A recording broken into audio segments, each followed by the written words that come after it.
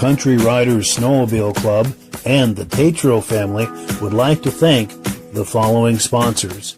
United Ag and Turf, your local John Deere dealership in Newport, Vermont.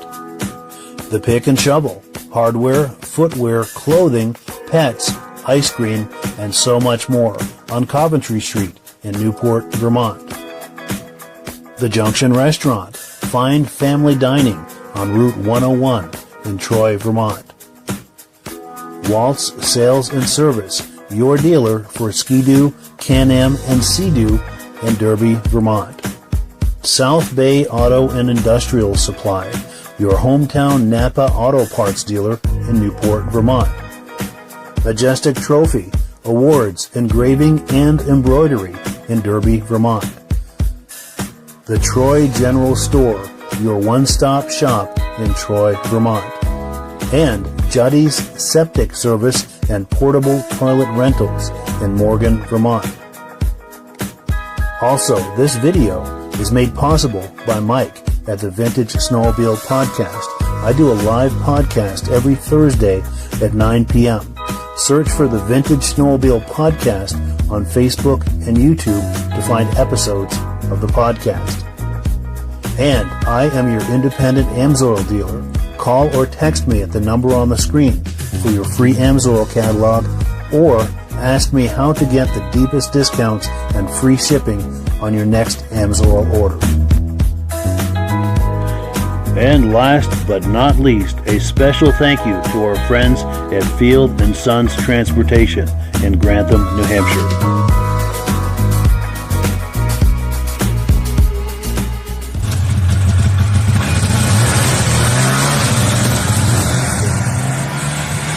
Well, good morning, friends. Here we are, Newport Center, Vermont, for the 4th annual Vintage Snowmobile Show. This show is put on by the Country Riders Snowmobile Club and the Tetreault family. That was Robert Tetreault you just saw a moment ago on that John Deere. Nothing runs like a deer, as you can see. Oh, I don't know if we can still see him. There we go. He's off. He's coming back, I think. Parking it in a line, I think. But anyway, I digress. So, yeah. Beautiful Saturday morning, a little cold, but the sun is out. It's going to warm up nice. That's probably a little after 10 right now. I'm going to just do a walk down to the sleds here and see what we've got.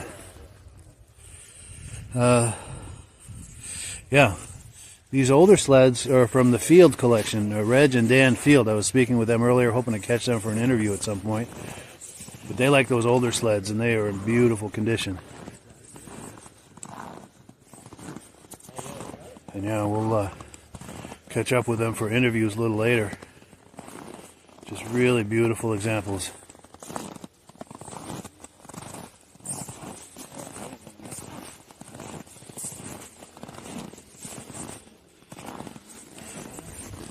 Thanks. How you doing? And this is the 80 to 94 class. Got some cool sleds here. Lots of memories.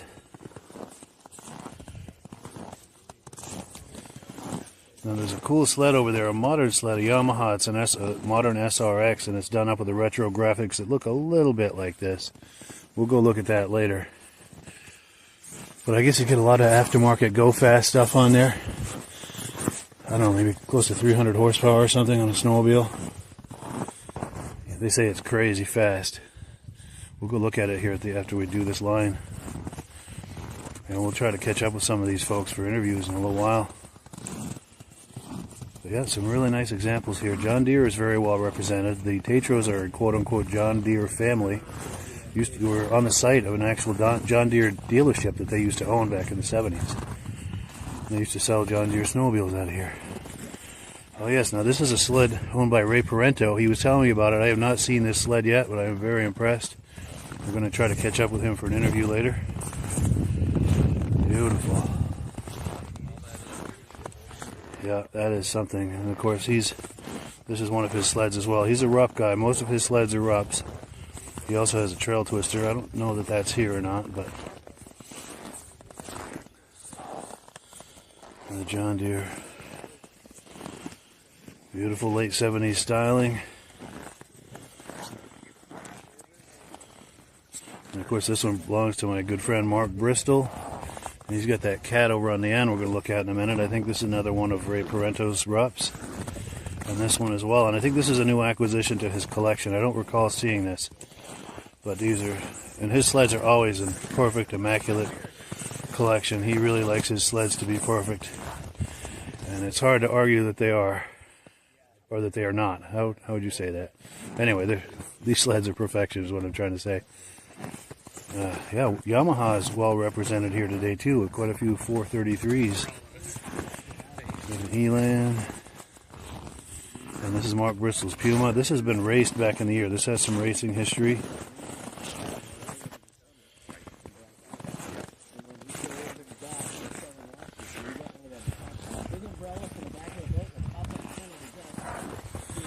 And the Elan with the saddlebags. And then I'm going to take a look at that SRS with the retro graphics. They did a really good job with this, Yamaha did, trying to harken back to the retro vibe of the SRX of the early 80s. Look at that. Is that some eye candy? Or is that some eye candy right there? So as you're viewing this for a modern sled, do you feel like this takes you back to those amazing SRXs of the early 80s? Do you feel like it takes you back?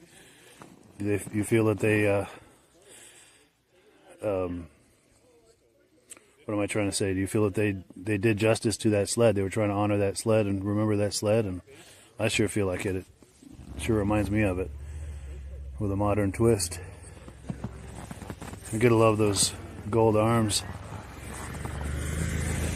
And then these, I think Fire Cats mostly. If you watched the podcast a little while back with Robert, he was talking about how he runs Amsoil on all three of these sleds. And he's very happy with Amsoil. But yeah, that's a quick walk around. People are still showing up. But I'm going to pause this for a bit, and we're going to come back and try to get a few interviews and look at some more sleds that have come in. But that's a quick walk around of the show as far as what we have so far. There's a sled up on the hill. I think it's a John Deere that's about to come down. Maybe we can get some footage of that as they cross the road. Here we come. Yeah, another John Deere.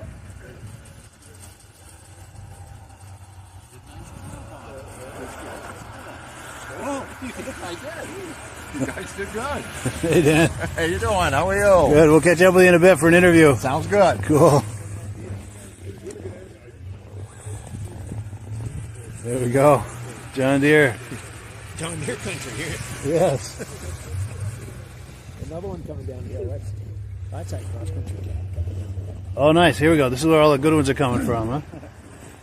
The cross-country cat you're telling me about? There we go. Yes.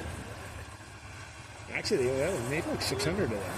Wow, limited production. Yeah. And the one behind it, too, was a 340 cross-country cat, which was a free air. Oh, yes, yeah. I see the openings there. Basically, a 600. Almost 600 of those made. Wow. It's too bad where he found them. They were sitting on the stone wall. Wow. Really? Yeah. I mean, what a front. The guy's got a bang and everything.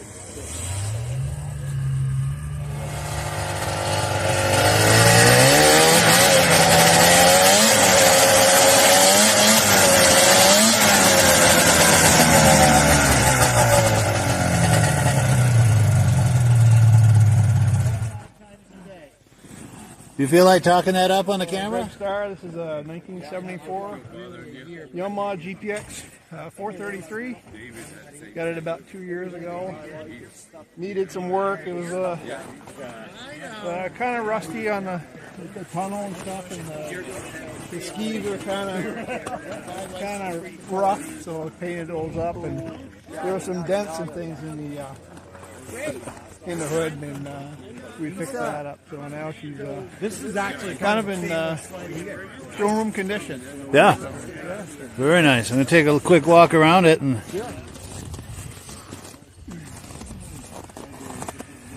yeah, little trip down memory lane. And I believe if you get them away from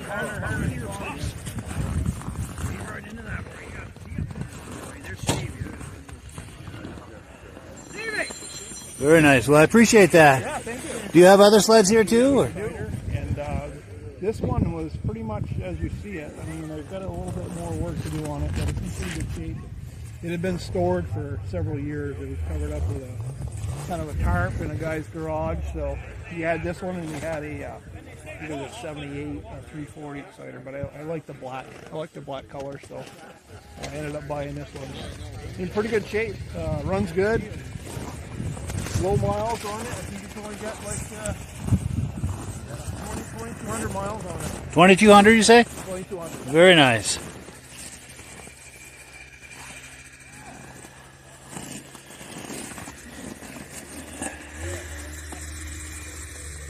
Yeah, very nice, Greg. Yes, please.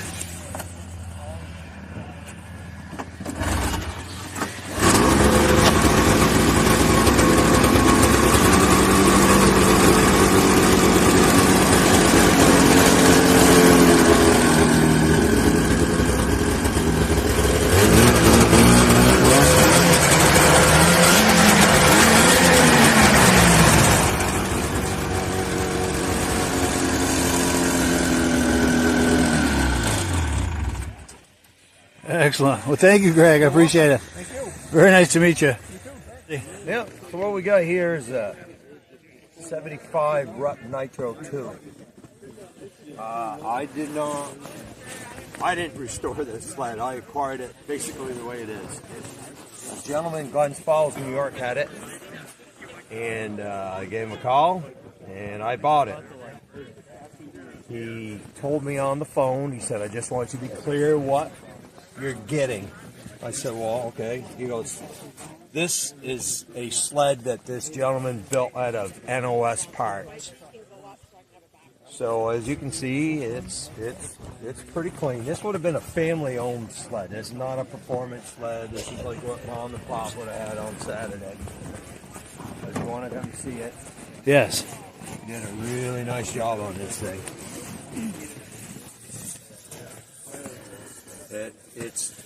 The skid on it is basically new. It's got a new track on it. The gauges were new, as you can see. It's only got 1 mile on it. I put that on it. Wow. You can tell, for example, this is a second-hand dash here, because you can see where the rope would come there. Yeah. So that is something that I did notice. But this thing is pretty pristine. Yeah. They made this thing in a 340 and a 440. This is a Kohler fan engine, and it was a really popular sled in its day. Really went pretty well, and I don't really know much more about it than that. Well, that's awesome. I appreciate it. Sure. The Country Riders Snowmobile Club and the Tetreault family would like to thank the following sponsors. United Ag and Turf, your local John Deere dealership in Newport, Vermont. The Pick and Shovel, hardware, footwear, clothing, pets, ice cream, and so much more on Coventry Street in Newport, Vermont. The Junction Restaurant, fine family dining on Route 101 in Troy, Vermont. Waltz Sales and Service, your dealer for Ski-Doo, Can-Am, and Sea-Doo in Derby, Vermont. South Bay Auto and Industrial Supply, your hometown Napa Auto Parts dealer in Newport, Vermont. Majestic Trophy, awards, engraving, and embroidery in Derby, Vermont. The Troy General Store, your one-stop shop in Troy, Vermont. And Juddy's Septic Service and Portable Toilet Rentals in Morgan, Vermont. Also, this video is made possible by Mike at the Vintage Snowmobile Podcast. I do a live podcast every Thursday at 9 p.m. Search for the Vintage Snowmobile Podcast on Facebook and YouTube to find episodes of the podcast. And I am your independent AMSOIL dealer. Call or text me at the number on the screen for your free AMSOIL catalog, or ask me how to get the deepest discounts and free shipping on your next AMSOIL order. And last but not least, a special thank you to our friends at Field and Sons Transportation in Grantham, New Hampshire. My name's Mark Bristol. We're at the Snowmobile Show in Newport Center. And Mike is talking to me about just kind of showing you this cat we got here. 1971 Elliott Cat Z, 292. Dual carbs, stinger pipes. And they made 96 of them. And this is number 88, I believe. 88, wow. At least they don't have wooden skis, right? So it's pretty much new.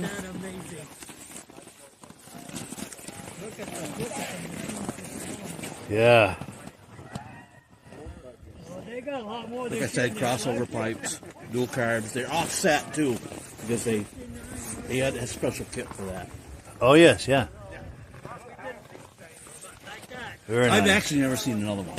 Wow, Honestly. that rare. Yeah. That's cool. There is somebody in Massachusetts that has an actual motor, an engine for one. Wow. But yeah. Very cool. Yeah. Well, good. Well, thank you, Mark. This one here is a 77 Kawasaki Snowjet 340 SST. Actually, the story behind this one is a buddy of mine. There was an Invader I was interested in, and he knew where there was an Invader sitting. So we went there, and there was a pair of these here also. They were sitting out in the woods. And this was actually covered in like green moss. The whole thing was. So if you were to look at it, it didn't look like much. Sure. So I ended up buying them both, and I just cleaned this one up. All I did was clean it. Nice.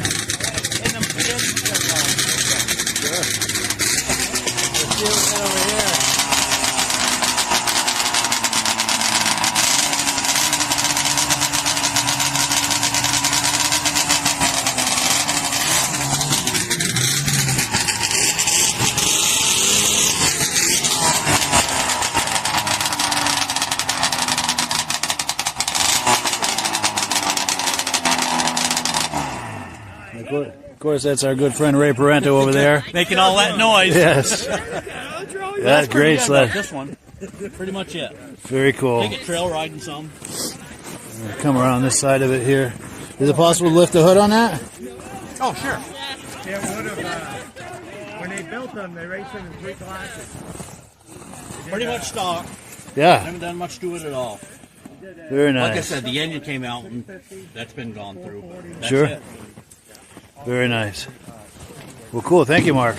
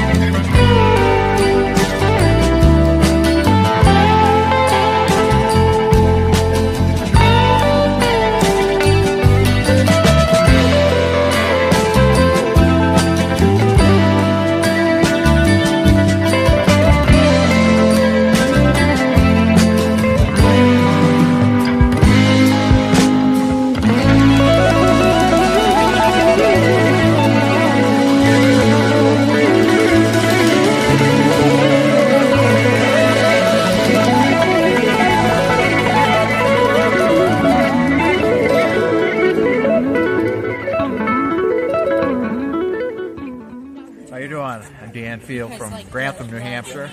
We're here at the Tetreault family and Country Riders Vintage Show. These are my sleds here. I got a 1963 Skidoo with a Kohler, 7-horse Kohler in it. And it's got some of the accessories on it, accessory bumper and rear bumper, luggage racks, got the saddlebag on the back. RV. Got a little toboggan with ice fishing. Oh, yes. Memorabilia going on there. Nice. That takes you back. Yeah. It's a 1964. This has the Rotex. It's got the 9-horse. Virtually kind of, basically kind of the same. A little bit different, though. On a 63, the fiberglass hoods were thinner.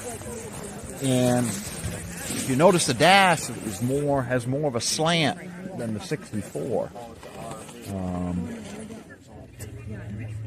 Exhaust goes down through in front of the engine on this one.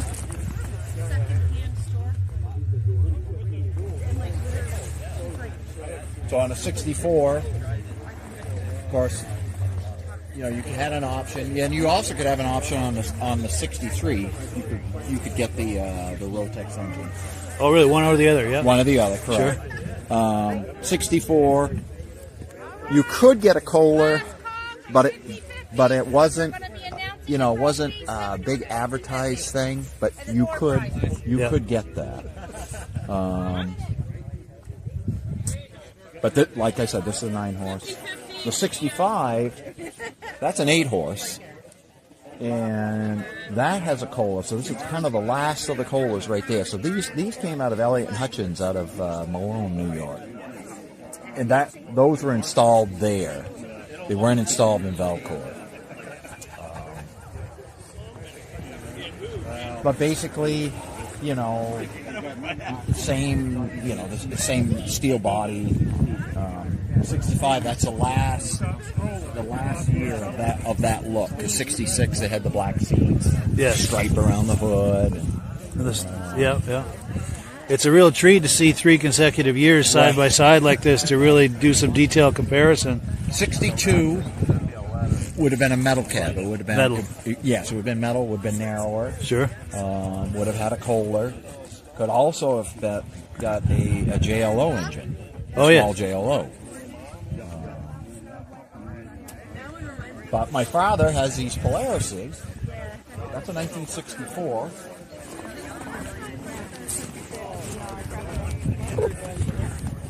So this is a Pacer. Has an 8-horse with an alternator in it, so it gives you the headlight. Spring. You can see spring skis. Do that anywhere else. Single track. Yeah. They basically call these a sport line models. That's what these are. They're just riding the north side. This is also my father's 1964 Voyager. So this is a twin track. It's got a 12-horse engine in it. But you also can get this in a twin cylinder Onan engine, which would be the same body, style. I want to see the twin tracks. Yep, please continue, yeah. So this is my brother's. It's a 1966 Super Pacer. So also Polaris. Got the 10-horse Kohler. Forward and reverse. Because all 3 of these have the transmission. Go forward and reverse. So how the Super Pacer came about was in 1964, Polaris built their first front-engine machine called a Comet. And it was a disaster. It did not work. Had a terrible track, had terrible clutching. So Polaris had to do something. So they called back. A lot of machines came back. So they brought them back, and they decided, okay, we're going to make these rear engine. We're going to put a rear track system on it. And so that's how the Super Pacer evolved. And they also would have come with an 8-horse Kohler. These are great little work sleds, or have fun with them. We've been up Mount Washington. This will be 23rd, I think our 23rd year. try to make Mount Washington. They're going to be doing that in March. But they got storage compartments. You know, these two have storage compartments in the front, you know, to put things. Hand throttle right here on the dash. Foot operated brake. The Voyager is basically the same way.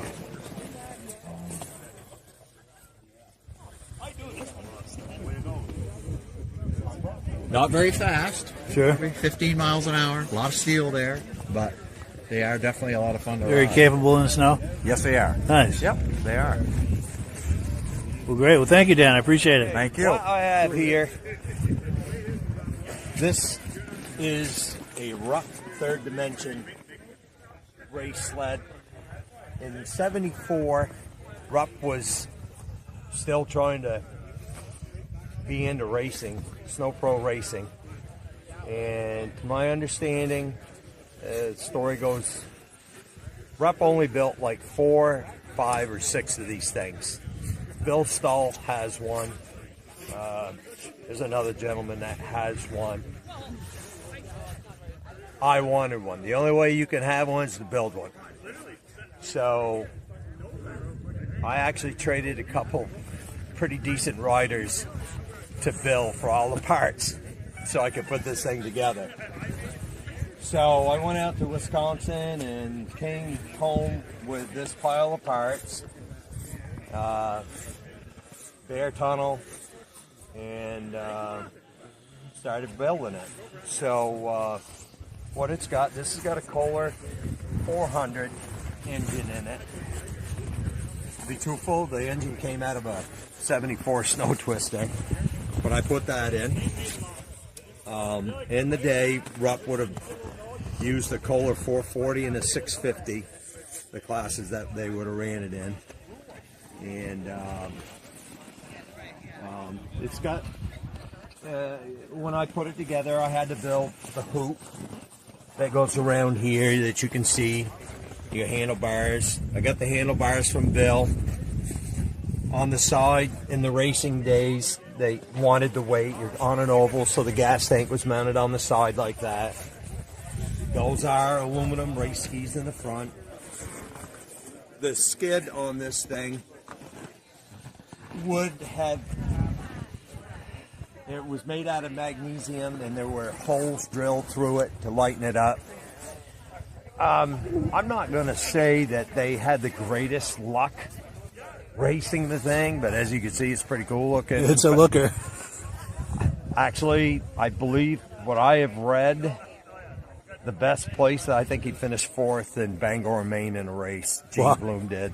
Yeah. But it's a really cool looking sled, and Bill Stahl builds all kinds of custom sleds with this 3D glass type look, and they look cool as hell. Yes. And, for show sleds, you know, it's like, wow, that's something you don't see every day. It's about as sexy as they come. Yeah. Yes. But it was fun building it. It took quite a time, you know. It's all about the chase of getting the parts. And it did require a trip out to Colonial, Wisconsin to get some of the parts. But, Wow. But I enjoy looking at it in my shop, and I'm happy to have it. Yeah. Yeah, it's a looker for sure. I appreciate it, Ray. Sure, no problem. Cool deal. Yeah, thanks, man. The Country Riders Snowmobile Club and the Tetreault family would like to thank the following sponsors: United Ag and Turf, your local John Deere dealership in Newport, Vermont. The Pick and Shovel, hardware, footwear, clothing, pets, ice cream, and so much more on Coventry Street in Newport, Vermont. The Junction Restaurant, fine family dining on Route 101 in Troy, Vermont. Waltz Sales and Service, your dealer for Ski-Doo, Can-Am, and Sea-Doo in Derby, Vermont. South Bay Auto and Industrial Supply, your hometown Napa Auto Parts dealer in Newport, Vermont. Majestic Trophy, awards, engraving, and embroidery in Derby, Vermont. the Troy General Store, your one-stop shop in Troy, Vermont. And Juddy's Septic Service and Portable Toilet Rentals in Morgan, Vermont. Also, this video is made possible by Mike at the Vintage Snowmobile Podcast. I do a live podcast every Thursday at 9 p.m. Search for the Vintage Snowmobile Podcast on Facebook and YouTube to find episodes of the podcast. And I am your independent AMSOIL dealer. Call or text me at the number on the screen for your free AMSOIL catalog, or ask me how to get the deepest discounts and free shipping on your next AMSOIL order. And last but not least, a special thank you to our friends at Field and Sons Transportation in Grantham, New Hampshire. Alright, so it looks like everyone's here, so I'm going to do a quick walk down the sleds since all of them are here.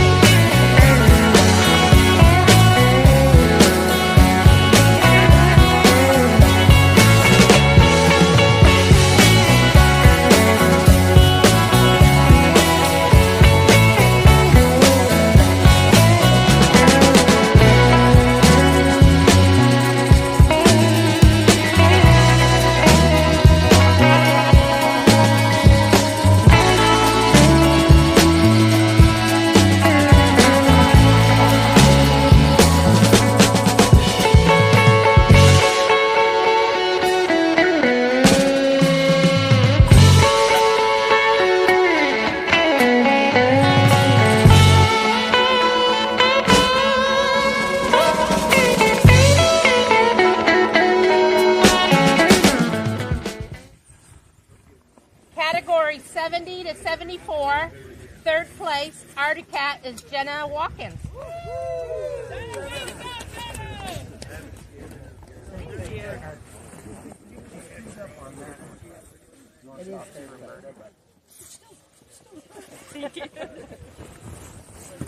Second place is a Yamaha, Greg Starr.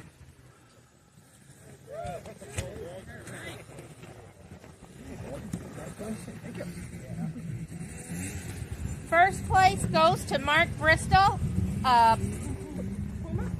Puma.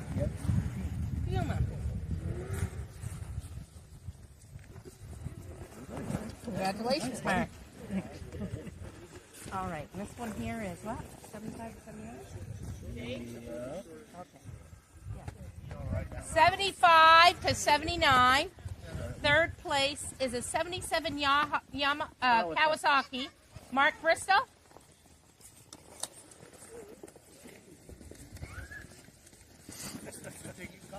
Robert's going to get trophy. You gotta wait a minute. Not so fast. Robert. Not moving fast. Come on. Who's this, Mark? Yes, Mark. Back up and see you. Thank you. Second place is a Trail Twister. Yep. That's the Merc Snow Twister. The Merc Snow Twister. That's Chip Dillon. Yeah. I don't know where he is, but I'm his wife. Okay. Okay, thank you.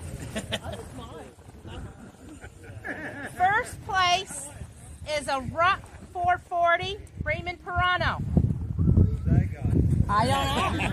I should have had him up here announcing. I heard you from there. Which one? I was going to say, you've heard Raymond. You got a good voice.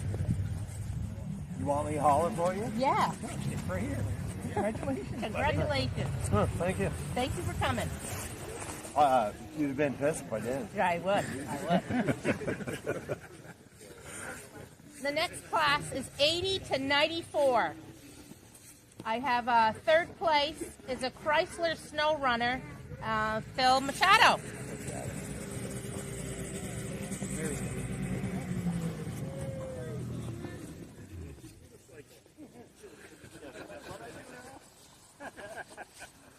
You're going to do a wheelie for us, right?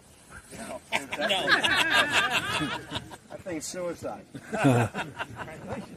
Thank you. I figured you deserved the trophy just because it was. You called it. Second place is an 80 liquefier, Cam Tetreault. Woo! Woo! Way to go, Cameron!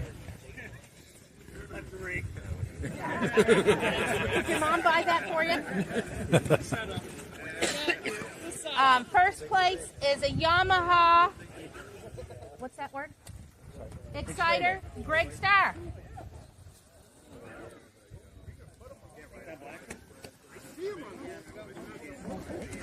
Is that it?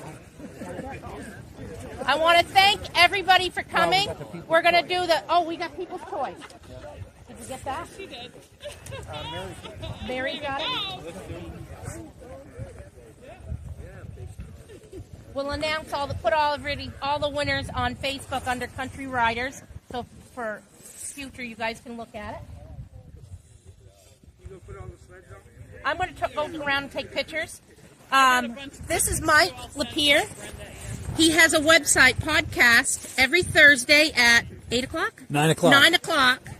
And you'll be able to see this event on there and other events, past events, future events. Yes, if you look for Vintage Snowmobile Podcast on Facebook or YouTube, you'll find it.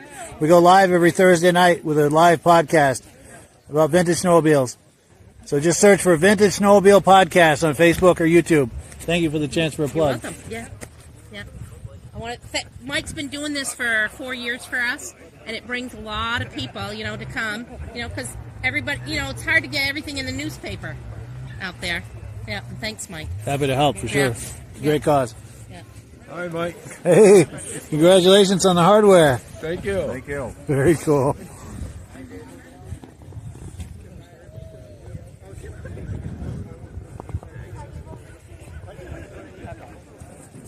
Third place, People's Choice, is a Ruck 3D. Wow. Very Parento. No, it's good. Thanks, Bernie. Pull it out of the hat. Thank you very much. Thank you. Second place, People's Choice, is a 65 Skidoo. Dan? Right there. Thank you very much. First place is a 1974 Arctic Cat, Jenna Watkins. I want to call you Vincent.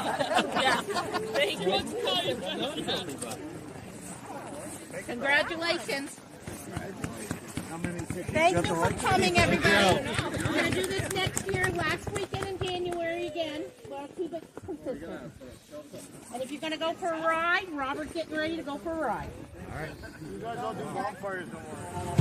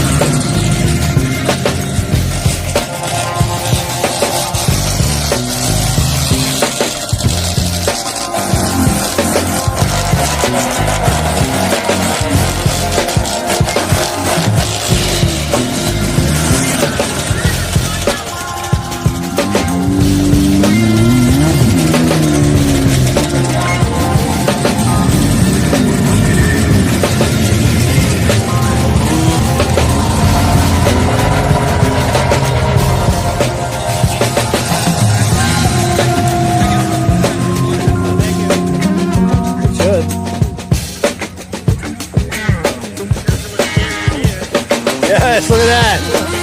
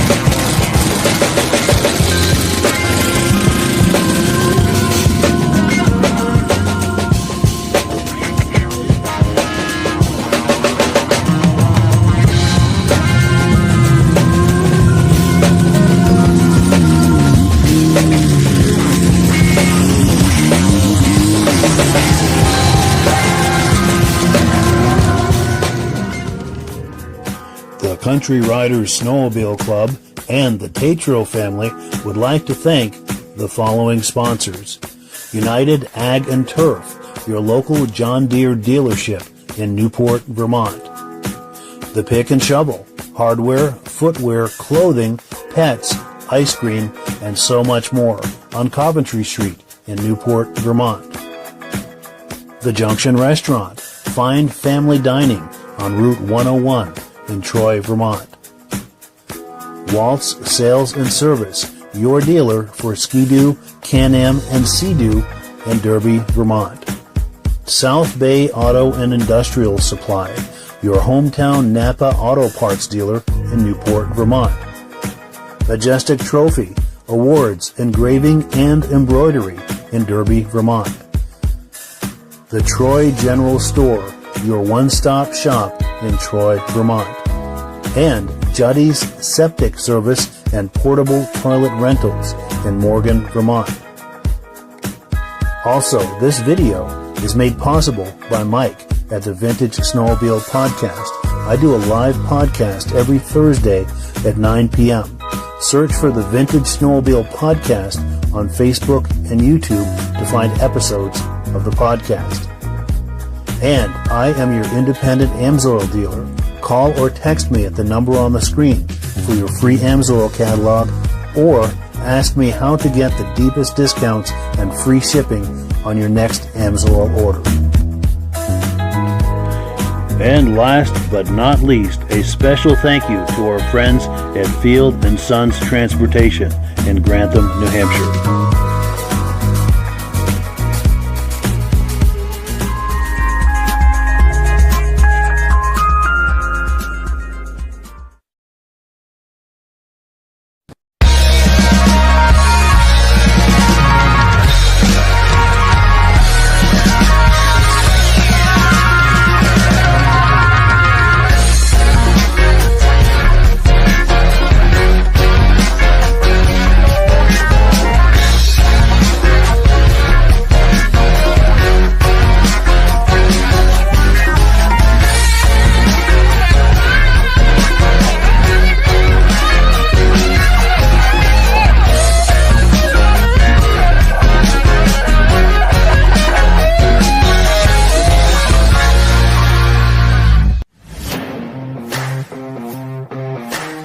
Click the link in the description for your free AMSOIL catalog.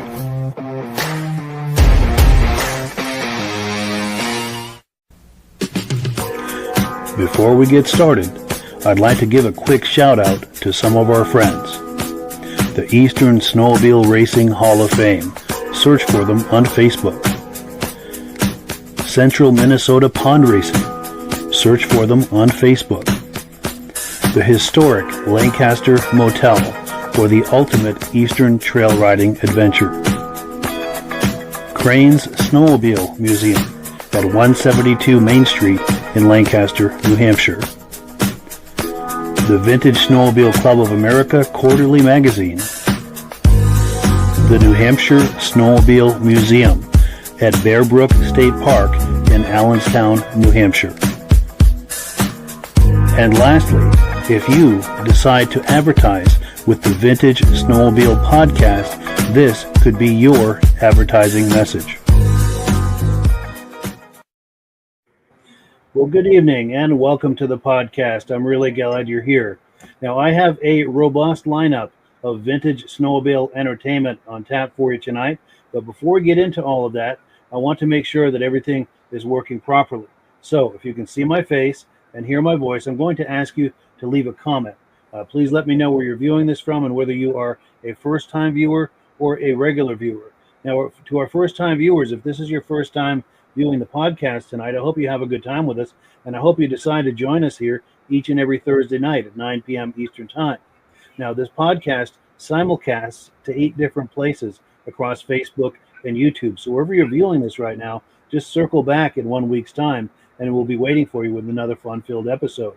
To our regular viewers who are here week after week, month after month, and season after season, you guys are the ones who make this possible, and we really, really appreciate that.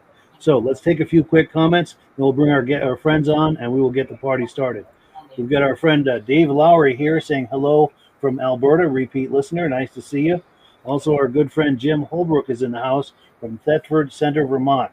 Regular viewer, loud and clear. And Jim, you're going to like what we're going to show you tonight, being a fellow Vermonter. Benedim, our good friend Eric from the Benedim YouTube channel. The Benedim YouTube channel is one of the places this podcast simulcasts out to. So that's definitely a channel worth looking at. If you like vintage snowmobile entertainment like we do, definitely a channel worth looking at. Our friend Kevin Culhane is here saying loud and clear, Sudbury, Ontario. Nice to see you. And our friend Glenn Ford is here saying hello, regular viewer from Vernon Center, New York. Appreciate your being here. Oh, and one more. Our good friend Andrew Strakos is here. I remember meeting him in Old Forge a couple of years ago. Nice to see you, Andrew. All right, well, let's bring our friends on here, get the party started. Our guest tonight is Robert Tetreault. Robert is from Newport Center, Vermont, and he's going to be hosting a vintage snowmobile show in Newport Center, Vermont, in about a week and a half time, January 25th. How you doing, Robert? Good, and you? Good. Appreciate you coming on. So tell us about this show. It's our 4th annual there. It's we got snow this year. The last couple of years we've had a hard time with snow because we always do a ride too. At least try to do a 8-10 mile ride, loop or something. And yeah, the last couple of years it's been awful wet, but we still got our rides in. But yeah, and we got food and hot dogs and trophies, and there'll be a show, and yeah. Nice. And I've got a banner I created for it. Let's take a look here. And just like you said, food, coffee, cocoa, water. And if you're bringing sleds, it's $5 per sled. Very reasonable. Registration starts at 10 a.m. They're going to have a bonfire, fun for all ages. And Robert's phone number is there on the screen. So if you have any questions and you want to reach out to him, that's the way to do it. And we've got video clips aplenty tonight to look at from that show because, like you said, you've been doing the show for 4 years, and I've been going every year and taking video there. It just gets bigger and better every year. It's a great show. So before we roll the first clip, any comments you wanted to make? Anything else you wanted to say about the show? No, just everyone's welcome. The more the merrier, I guess. Definitely. Like I said, the food, everything's all. There's no charge. It's a donation thing, and then we have a bunch of door prizes, a 50-50. Yeah. Nice. Heated. We have it in my shop, so if it's cold, at least you can be in and get warm. Get in out of the cold, yes. Right. And there's usually tables in there where you can get a bowl of chili or a burger and have a seat in there. And the first year you come here, I think it was like 24 below that morning. Yes. Yeah. Definitely. That was a cold one that first year, but it was still a great show. Oh, yeah. And you had a great turnout in spite of it. That's 75, 80 sleds here for first year. Yeah. Definitely. Oh, and before we roll clip, too, I want to be sure and say hello to Rob, our co-host. How you doing tonight, Rob? Okay. Good. Robert, good. how many years have you been doing the show? Oh, this will be our 4th year. Yeah. Yeah. But something I always wanted to do. I mean, I just got into the old skidoos there 4 or 5 years ago. A buddy of mine has some. And yeah, we always had the Snowmobile Club always did a bonfire and just a landowner appreciation thing, or open to the public. Everything was always free by donation. Yeah, I always had a real good turnout with that. So yeah, the Snowmobile Club's been doing that for 25 years. Yeah. We just added the show to it. Took it to another level. Yeah. Excellent. Well, cool. Yeah, I've got a video clip lined up here. This is from last year's show. Let me line up this clip here, and we'll take a look at it. So let's start looking at some sleds. We'll take a look at these sleds that are the closest to us. Early 60s ski-doos. So Dan Field. The Field family is here today, Reg and Dan Field. They like the older sleds, which we're going to take a look at. I was talking with Reg earlier. These are really beautiful shape. Now they also own that Snow Traveler over there. And if we're lucky, maybe we can catch some of them for interviews.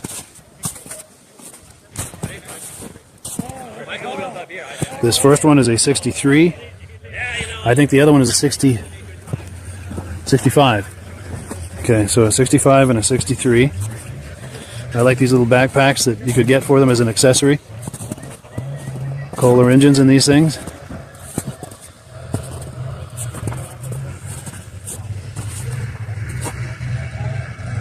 And we've got sleds coming here. What do we got? I think a Polaris. Maybe for the 90s or early 2000s.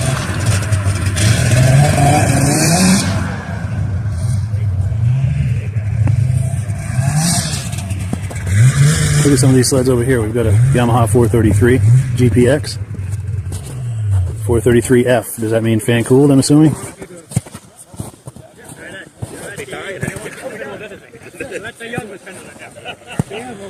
It's a 74 GPX 433 owned by Greg Starr. Very nice. And another Yamaha by Greg Starr, a 79 Enticer. Hi. Thank you. Appreciate it.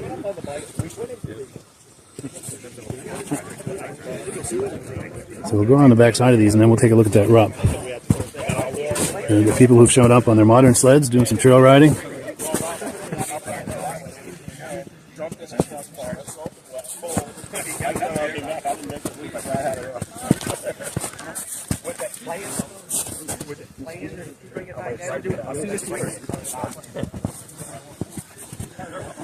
There was a couple last night.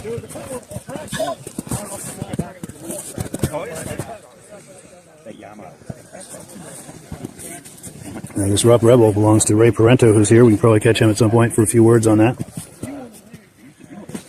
It's kind of a hybrid, I believe. A mix of different sleds, different parts. It's a 74 Snow Pro owned by Ray Parento.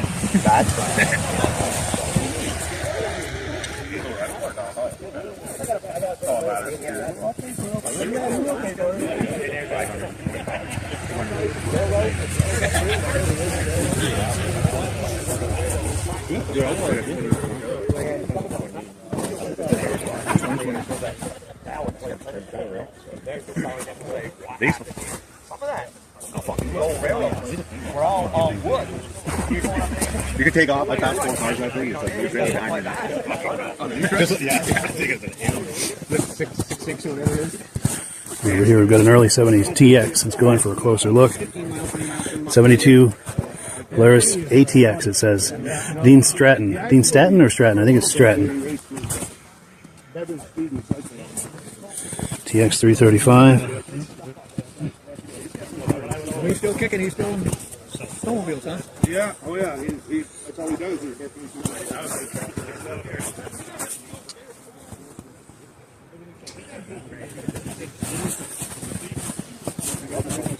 all my toys and all my boats and snowmobiles and motorcycles. Down in the moon. It's pretty cool to see it when you're driving by. It's obvious. So for this row over here, what I'm going to do is just kind of do a walk down the row, and then we'll get some individual shots of some of the sleds, and maybe even catch up with some of the owners for interviews. But here's the lineup here. Some beautiful sleds. You have to come back down on the same train, sir.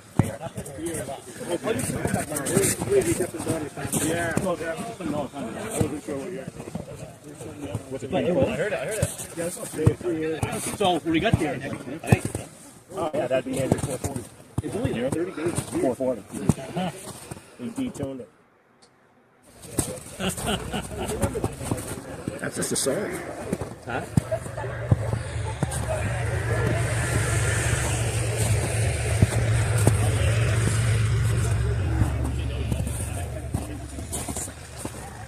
It got to where if you were lucky, you got 4 or 5 rides, but then, you know, it feels good.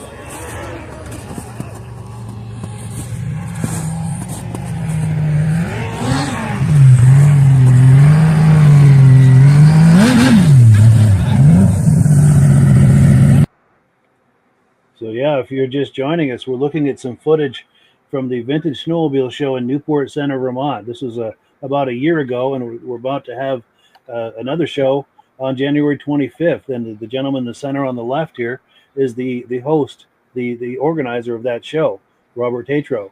And we're looking at some footage there. And Robert, I think one of these, I think that, let me go back here. Oh, I went too far. That John Deere, I believe, is yours, isn't it? Yep, the 78 liquefier, yep. What can you tell us about that? We went to Crane's Museum here last year, and I actually got a second place in the end restored with it there. I was kind of tickled. Yeah. Very cool. And I know you've told me this story before, but the viewers haven't heard it. This show is happening on the site of what used to be a John Deere snowmobile dealership back in the 70s. Yeah, we had a big farm at the end of the road. My father was born there. I mean, he died, he was 84 4 years ago. Yeah, I mean, so land's been in the family for over 100 years. And in the 70s, my father and my uncle sold John Deere's there. We still farmed, but we were like part of Emiot Brothers. Yeah. So we sold snowmobiles and lawnmowers and stuff like that. And my father would work on them at night and stuff like that. Yeah. We sold quite a few sleds. There's quite a few of them here. Yeah. So John Deere is a favorite brand of yours, I would imagine. A lot of memories associated with that.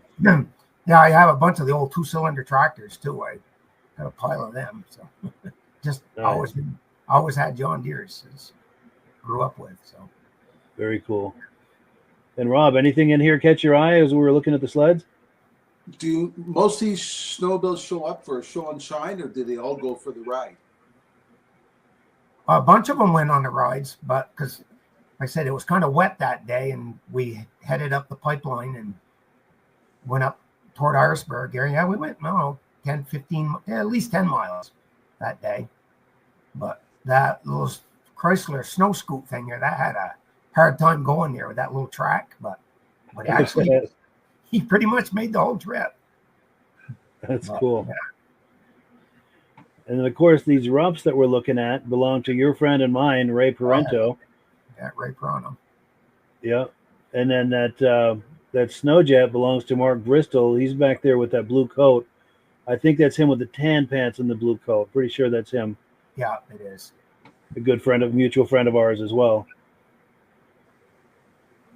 Well, cool. So I'm going to see if we've got any comments that have come in. We've got quite a few, actually. Let's take some comments, then we'll do AMSOIL, and we're just getting started. We've got plenty more video clips from these Newport Center shows, past and present. Let me find my place here. Okay, here we go, right here. Our good friends Stacy and Art Fosler and regular viewers are here tonight viewing from Platteville to New York. Nice to see you. Appreciate your being on. Dominic Kane is saying hello from Michigan. Nice to see you. Steve Woodward is giving us a thumbs up. He's liking those sleds. He's liking that show. And our good friend Eric at the Benedim YouTube channel is saying, right off the bat, some nice yellow sleds, and he is a Ski-Doo man. So just since he's a Ski-Doo man, and he lets us put the podcast out on his channel, we're going to give him another look at those Ski-Doos. And we're going to get an interview later with the Fields, Dan Field and Reg Field. I think they're relatives of yours, aren't they, Roger? Yes. Robert? Yeah, he's my uncle and my cousin, yes. Nice. So we'll get an interview from them. And then Midnight Rider says, greetings from Northwest Minnesota. Looking forward to another amazing show. Well, we appreciate that. That's a nice compliment. Okay, so let me switch gears here. We're going to do Amsoil in just a moment once I get myself in the right place. And yeah, Rob, if you're ready, we're going to put you full screen, and Rob is going to talk to us about Amsoil. We're always ready, Mike. Excellent. A number of times we talked about Amsoil, especially on Mike's car show, how Amsoil was the first synthetic oil to be API approved. Amsoil was always also the first synthetic to ever come out with a synthetic oil. Now we have three different oils. We have our Interceptor for the ones with the exhaust valves and all that. Dominator, that people want to pre-mix it and also use it in their race machines. The reason you want to use Amsoil, stronger film strength, longer engine life, cuts down friction and drag. So the engines run smoother, more performance, and longer engine life. Now Amsoil has a number of other products like engine oils, gear lubes, hydraulic oil. We have the chain case oil. And anybody want more information about the Amsoil product, Mike has a thing where you can click on and get one of our magazines. And in the magazines, we have a list of all the products we have available and the price, retail, and also what you can get it as a preferred. As a preferred customer, you save 25%.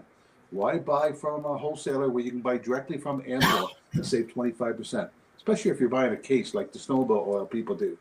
Now, if you notice a picture in the background for me, that was a company Amsoil hooked up with, Blackwoods Snowmobile Rentals out in Alberta. They have like 12 feet of snow out there, and their machines really get abused. People are renting the machines, they drive them as if they stole them. Amsoil gave them a machine one year, and every time a machine got rented, Amsoil was the first one to be taken out because they wanted to put as many miles on it as they could. And at the end of the year, they brought the machine back to Amsoil, they tore it apart, and the engine was absolutely perfect inside. That company runs Amsoil and all their equipment over there. So if you want to know about how to save more money on the Amsoil product, click on the link Mike has down below, get one of the catalogs, and tell you more about it. And every time you order some Amsoil products, they always have a promotion thing. Right now, they got the wand, magnetic wand. In case you drop a tool down below, you can pick it up with a wand, but it also has a flashlight on it. I don't know if it'll show up on here or not. Yeah. So anybody that orders, I don't know what it is, Mike. Is it 50? Let me put the graphic up. $100. Yeah, $100 worth. You just tell them you want the free wand. So the wand's included with every order. And I had one guy, he put 2 orders in 1 week, so he got 2 wands. Nice. And that offer is good until January 28th. And when you do order Amsoil using my link and my referral number, Rob and I both benefit because I'm signed up as an Amsoil dealer under Rob. So when you order through me, Rob and I both benefit, and this is how we pay the cost of doing these podcasts. And we thank the people who have been ordering through us, and we thank you also if you're considering placing an order with us. And another thing we wanted to do is Robert is a regular user of Amsoil, and he had a testimonial he was going to give about some of the equipment he's been using Amsoil on. Oh, I got a pair of 05 Firecats, and one of them's got 15,000 miles on it, and the other one's got like 11,000 miles on it. And things they're strong now as they ever were. And same thing with my chainsaws. I like the Dominator for the fact that when you mix it, you can tell it's mixed versus the Interceptor, because I used to run the Interceptor, but there again, like for the chainsaws and stuff, you'd grab a jug and is it mixed or is it not mixed? Whereas the Dominator, it gives it the red tint, so we've just been straight Dominator for years. Yeah, and never lost testimony, Robert. Yeah, everything was them Dominator. Send Mike what size shirt you want. I think you deserve a shirt for that. Definitely, yeah. Appreciate that, Rob. He's going to send an Amsoil shirt your way. Oh no, we swear by it. Yeah, like I said, we've been running it for years. Even in my old John Deere's, that's all they get, Dominator. Nice. Yeah. Very cool. Very cool. Well, cool. So we're going to continue with the program. I'm going to put the graphic up. We're here with with our good friend Robert Tetreault, who's discussing his upcoming Vintage Snowmobile Show. This is going to be happening January 25th in Newport Center, Vermont. You can see the address there on the screen. And Robert, that show is right off the snowmobile trail, isn't it? Yeah, it's right on OS 29 on the Vast Trail. It's a major junction down here. There's a big billboard we have. And normally in the winter, we always set a porta potty out there too, because it's such a busy intersection. The club puts a porta potty there all winter usually. Yeah. Nice. Nice. Everybody stops there. Good. Yeah, it's a whole lot of fun. Now we've got another video clip. One of you were talking a moment ago about that little Chrysler sled. Phil, what was his last name? Shadley, I think. Phil Shadow. Yes. Well, he was there, and I caught up with him for an interview last year at last year's show. Let's take a look at that.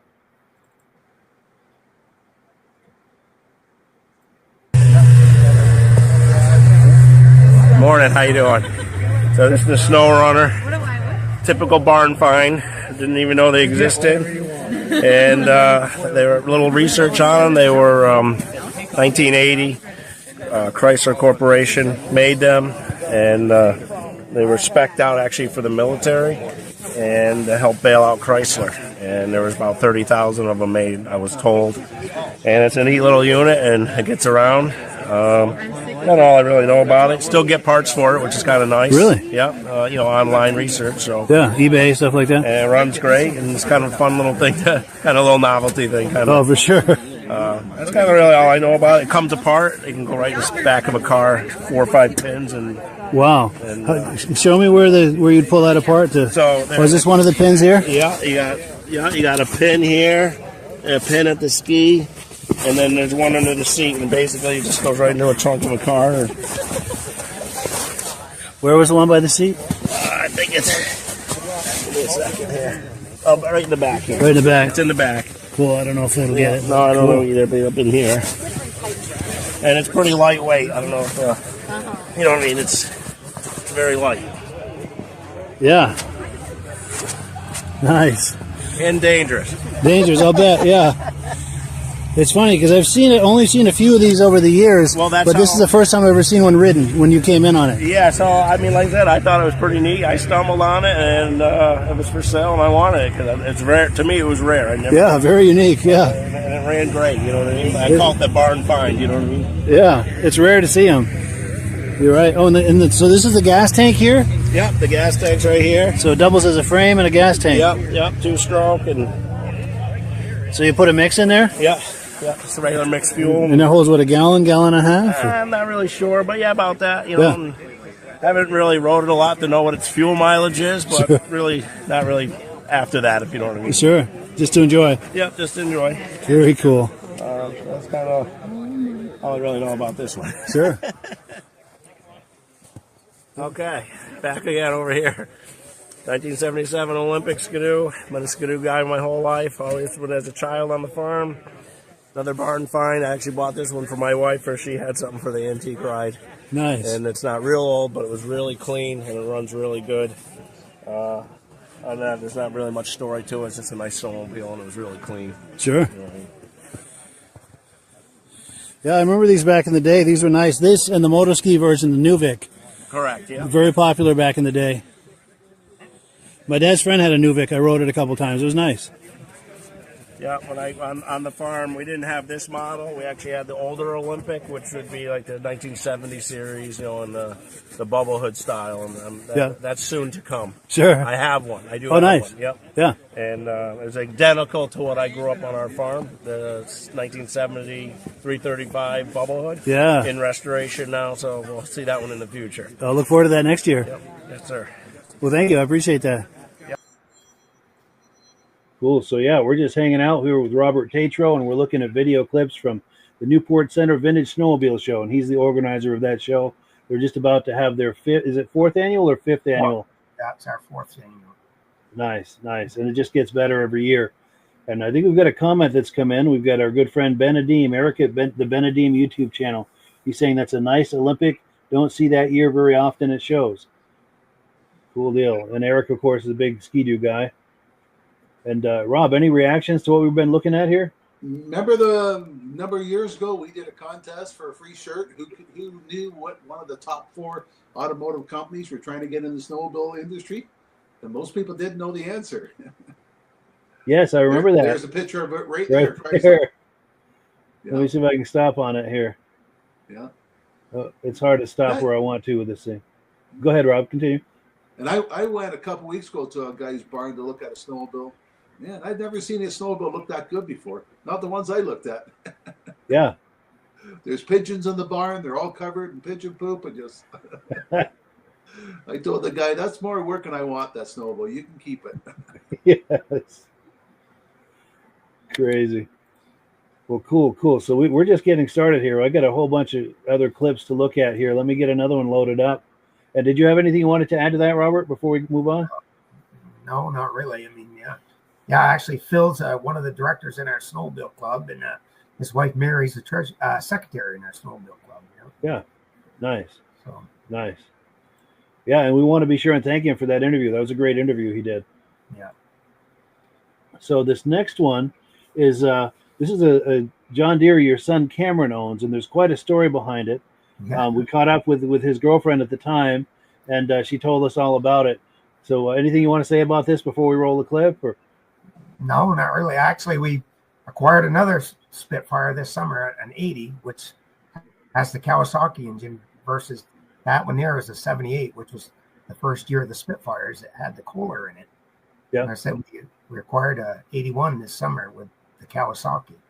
Yeah. And it's amazing the tough stuff that they changed just in them few years, as far as the spindle location and the handlebars, and they had done quite a few changes just in the Spitfire over the 2-3 years. Yeah, that's cool. And when you put them side by side, I'm sure you can find all sorts of differences. Oh, that's what I'm saying. Yeah, you look at how the spindles came through the tunnel and stuff, and the handlebars, and it's kind of neat comparing them. That's cool. Well, cool. Well, yeah, let's hear that story about that Spitfire. Let's roll that clip here. Well, my name is Abby Degelet, and my boyfriend Cameron Tetreault traveled 4 hours to Maine to pick up one of their other old vintage snowmobiles. Saw this one in the back of a shed and came home and didn't stop talking about it for a couple months. So I decided for Christmas I would take a little trip 4 hours away to Maine and pick it up and surprise him with it. So I did. Was he surprised? Extremely. I'll bet he was. Extremely surprised. That must have been a thrill, I would imagine. Absolutely. Now, do you know any details about the sled? I mean, he could probably tell more, but what I know that it's all original. Nothing's been replaced. It's a 1978. The guy. You build it yourself. He does antique rides too up in Maine. I get all like his name is John. I don't know. But real nice guy. He has a bunch of them. It's a really cool place to check out. That is cool. And where was that in Maine, you said? Yeah, it was the town next to J Maine. Near J Maine, okay. The part was he didn't want to sell it to her first. Yeah, he didn't want to sell it to me. Yes, tell that part of the story. That was really interesting. He didn't want to sell it to me until I told him who Cam was and how him and his dad had gone up and bought that other sled, and he could tell how much he loved it and how much he wanted it. So he finally agreed to sell it to me as long as it was going back to Cam. Nice. Yeah. And that's Cam right there? Yep. That's Cool. the one that they originally bought from him when he saw this one. Nice. That's amazing that the seller was kind of loyal to that conversation with him, that initial conversation with him. Absolutely, yeah. We would not sell it unless it was going to him. That's amazing. Are you able to call him over here? Yeah. Yeah, so we're about to meet Cameron. Do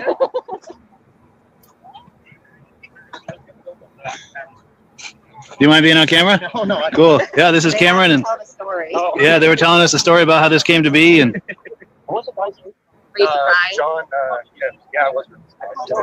John Gibbs, nice. And this father and son right here, right? Nice. I'm not better looking. That's right. But yeah, it was kind of nice how he was able. I mean, he weren't going to sell it to her. That's amazing. Yeah, he was holding it for him. Right, he was holding. And then we found out that she was the one getting it for him. Yeah. That changed the whole. Oh, and it was a Christmas gift, no less. Wow.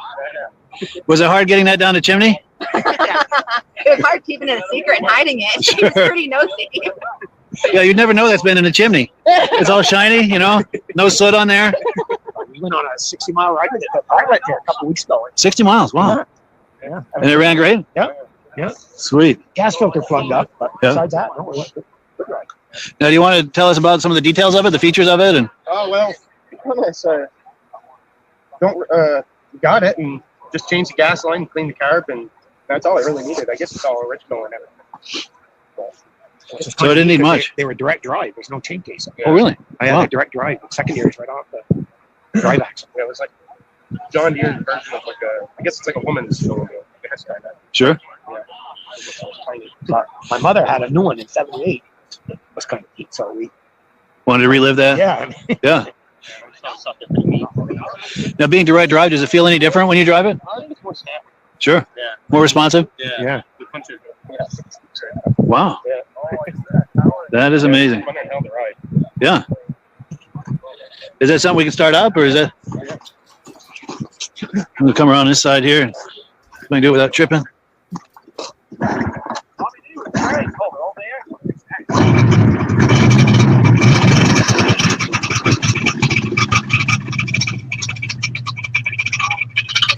There we go. We'll get in closer on the side. Well, it's kind of high speed off the average. Wow. That's wild. Ah, very cool, man.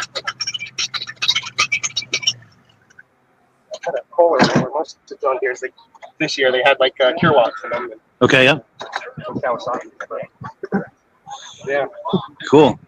Oh, and then before we wrap this up, if I remember correctly, Robert, you told me last year this is the site of your old family John Deere dealership. Yeah, we had a big farm right here.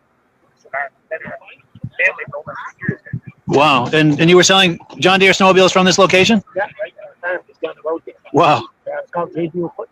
JVU Equipment. So, like a sub under any operator. Yeah. That's amazing. That was your father that was doing Yeah. that. Yeah, my father and his brother. So three generations at least of snowmobile people. Yeah. That's amazing. Cool.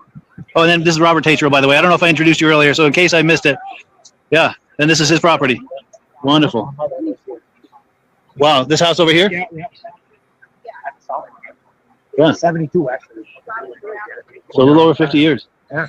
Now, do you want to talk up the sawmill, do a shameless plug for your business? Or no? Okay. But no, we built log homes and saw.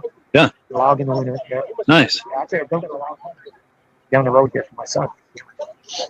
Nice. Very, very cool.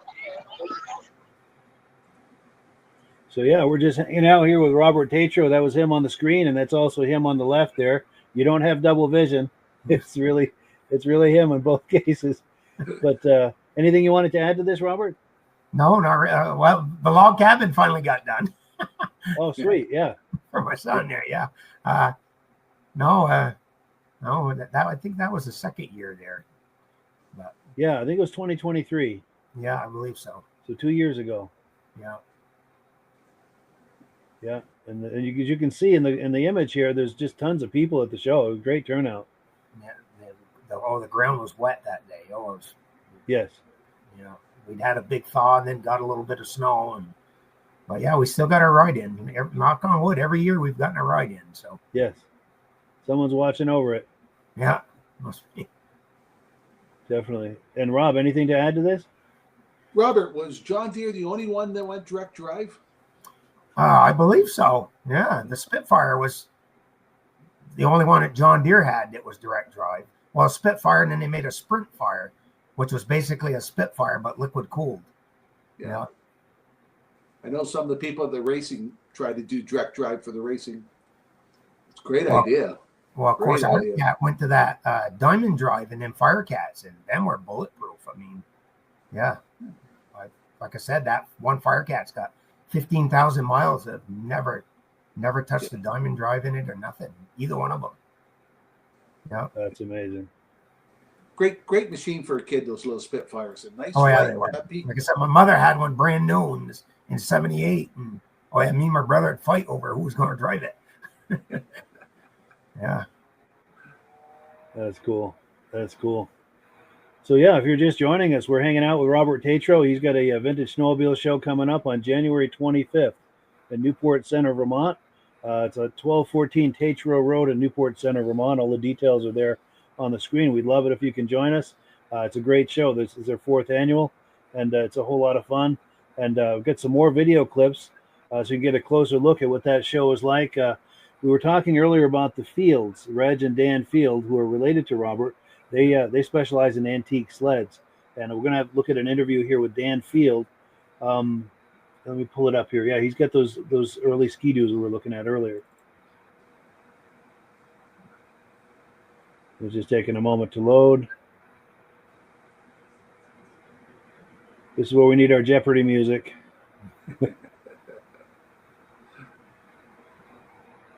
Yeah, oh, it failed. Let me try it one more time here. Sometimes this happens. All right. There we go.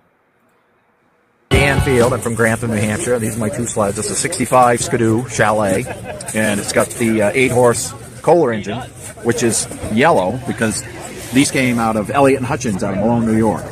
So these are the last of the Kohlers when Bombardier was using them. And pretty much, even at Elliott and Hutchins, these engines were installed there in Malone, not at the factory. Wow. So this is the last of kind of the Bulldog look. 66 when the seats turned black, had the black stripe on the hood, and this is kind of the last of these, people like the V on the front, because it's kind of, sometimes they say it would stand for Valcor. This is a 63. This also has a Kohler, which they were offered. But like trappers and Fish and Game or power companies, they kind of like the Kohler engine. This one came out of Timberland in Lancaster. Yes, yeah. And some of them, when they came to the States, they did not have an engine due to the tariff. So the engine would be put on in the United States. This sled here was a friend of mine who since passed away. He was Frank Scott out of Alfred, Maine. And he restored this sled.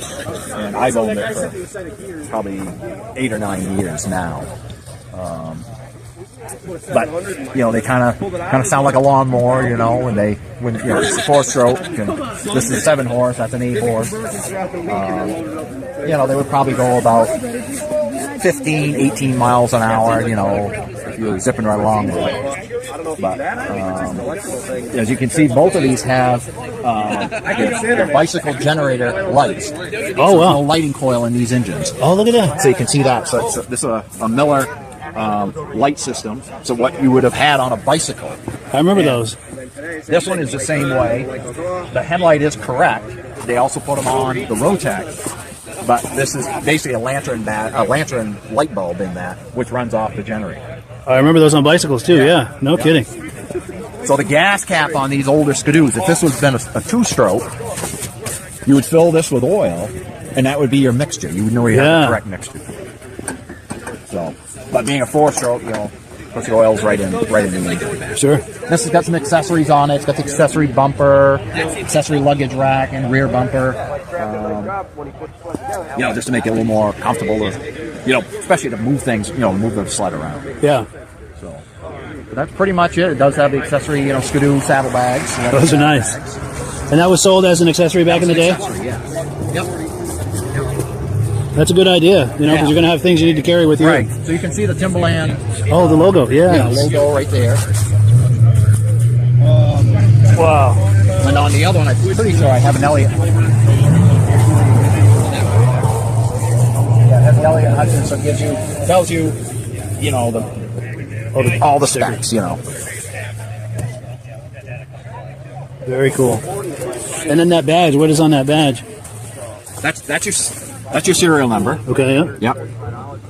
So you can actually, not so much 65. 65, they're just producing just so many sleds that they weren't inventory. They would inventory them, but you can't call back now and get any information. From 59 up to 64, you can find out the day it was built and where it went. Wow. And because Bombardier had a handwritten ledger, so which is nice, so you can do that. I have a 62 Ski-Doo, and I have a 64. So the 64, that one was built August 1st of 1964, and it went to Timberland. So that you know where the machine basically goes to the distributor. Sure. Yeah. But it's kind of nice, you know. Once they really started mass producing them, they just couldn't keep up with how many to.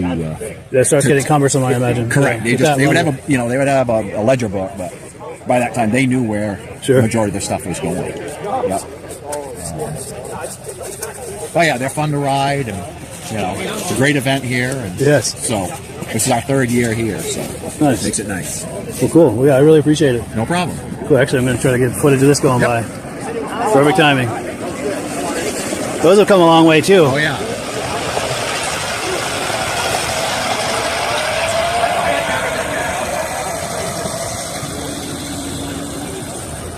Because back when I was a kid, they mostly towed the drags with those Alpines. That's right. This is a step or two above that, I'll tell you. Exactly. Maybe even 3. So yeah, I'm thinking this is a good time to give a shout out to some of the sponsors and others that are associated with this Vintage Snowmobile Show that's coming up. And again, this is the Vintage Snowmobile Show in Newport Center, Vermont, January 25th. Details are there on the screen. The Tetreault family does this in association with the Country Riders Snowmobile Club.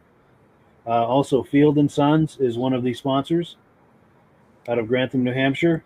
Here's another look at what they offer. There's a list of services here. Also, Juddy's. They do toilet rentals, portable toilet rentals, and service. And they want your stinking business. That's a great tagline they've got there. It's a really clever tagline. Let's see. Also, Majestic Trophy. I presume they're supplying the trophies. Junction Restaurant is also one of the sponsors of this event. The Pick and Shovel Retail Store in Newport, Vermont is one of the sponsors. South Bay Auto and Industrial Supply, Napa Auto Parts out of Newport, Vermont is one of the sponsors. United Ag and Turf, your local John Deere dealership out of Newport, Vermont is one of the sponsors. The Troy General Store, right off of Route 100 in Troy, Vermont, they're one of the sponsors. Great little store. By the way, they make an excellent breakfast burrito. If you happen to be going by in the morning, stop in and ask for one. They're wonderful. I get them anytime I'm in the area. Also, Walt Sales and Service, local Ski-Doo dealer in Derby, Vermont, is one of the sponsors. So yeah, we want to be sure and thank all those folks. Now, going back to what we were looking at here with these Ski-Doos, anything you wanted to add to that, Robert? Or?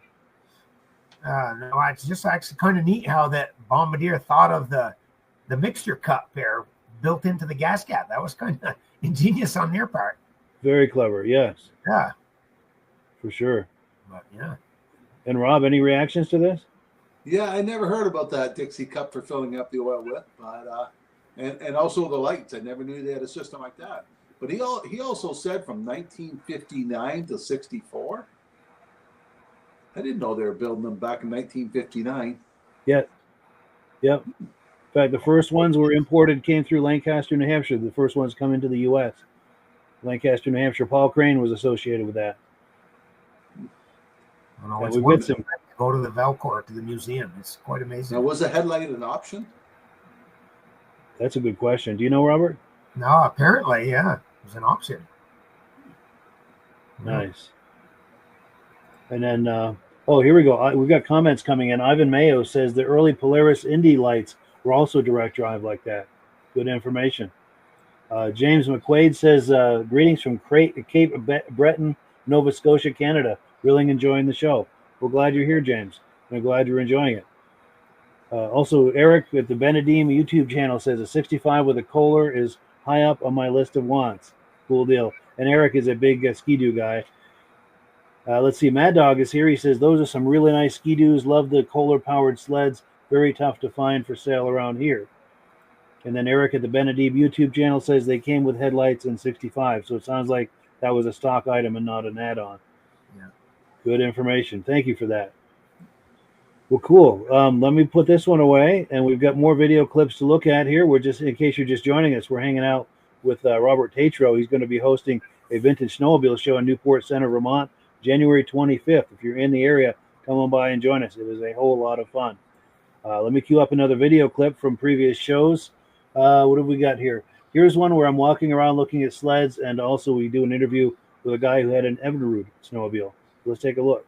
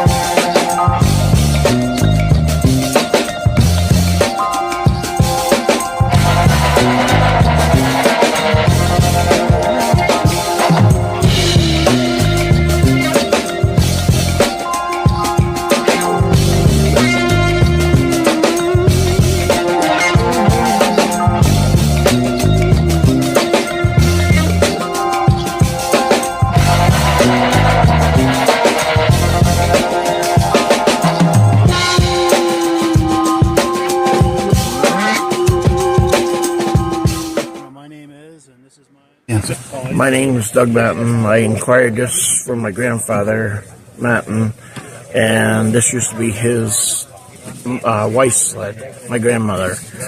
He bought it brand new for her, to my understanding, and I just like riding it and like playing with it. Nice. That's about all I can really tell you about it. Sure. How long have you had it? Oh, probably 8 years, 9 years now. Yeah. If not more. Nice. And it's been in the family all these years? Yep. It's always been in our family. Nice. Yep. And you were saying it's pretty much original, right? It is all original, yeah. Nice. And where was it you said he painted it? He had painted on the running boards. You can see the different color. Oh, yes, yeah. In the running boards from here. Yeah. And he had painted the front bumper. Oh, yes, yeah. Yeah. But other than that, it's all original. It runs original. Everything goes good on it. Runs good? Yep. Wonderful. So, you feel like starting it up? I can. Yeah, that'd be great. First ball, everybody.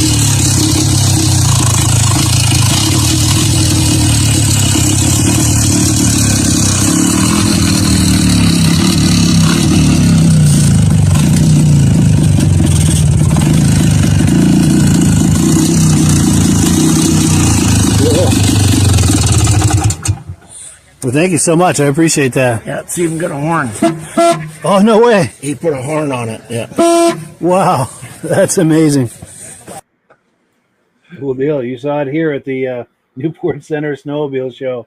That was last year's show. And we're hanging out with Robert Tetreault, the host of this show. And it's coming right up. In fact, let me put up the graphic. January 25th is the next one. It's just a week and a half away. We'd love it if you can join us. Details are all there on the screen. Anything to add to that, Robert? What we were just looking at? No, that's it. Now I remember that Doug's grandfather. Yeah, he had that brand new. His grandfather was pretty crafty there to come up with the horn and all stuff like that.